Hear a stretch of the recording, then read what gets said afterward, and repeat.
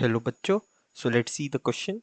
The question says which of the following statement is correct. हमारे पास 3 statements है A, B and C and D all of the above कहता है यानी सारे statements सही है या नहीं और हमें बताना है कि कितने statement सही है. आइए solution start करते हैं. हमारे key concepts है. तीनों statement अगर हम देखेंगे तो हम कह सकते हैं कि हमारा key concept यहाँ रहेगा heat capacity, क्योंकि तीनों statement में heat capacity के बारे में बात की गई है. सो हीट कैपेसिटी यानी इसे हम सी से रिप्रेजेंट करते हैं. ये हमारा की कॉन्सेप्ट है. आइए स्टेटमेंट पढ़ते हैं. स्टेटमेंट ये कहता है कि the heat transfer to the system is directly related to the increase in the temperature. हाँ, ये स्टेटमेंट मेरे हिसाब से सही है. क्यों?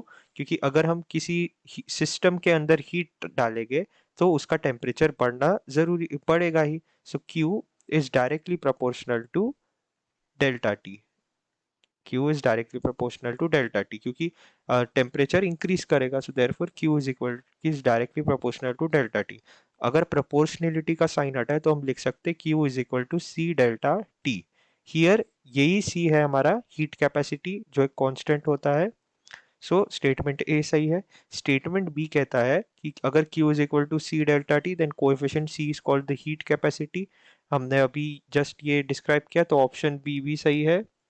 ऑप्शन सी कहता है कि water has a large heat capacity. Option C कहता है कि हीट कैपेसिटी वाटर यानी H2O की ज़्यादा होगी. जैसे कि हम H2O को देखें, H2O में हाइड्रोजन बॉन्डिंग प्रेजेंट है. हाइड्रोजन बॉन्डिंग, और इस हाइड्रोजन बॉन्डिंग के कारण बॉन्ड्स जल्दी ब्रेक नहीं होते, और बॉन्ड ब्रेक नहीं होते तो हमें ज़्यादा हीट लगेगा या ज़्यादा एनर्जी लगेगी वो बॉन्ड ब्रेक करने में. So therefore water has a large heat capacity. ये स्टेटमेंट भी सही है. सो फाइनली तीनों स्टेटमेंट सही है एंड अपना हमारा करेक्ट आंसर रहेगा option D, all of the above. I hope you understood this well. All the best.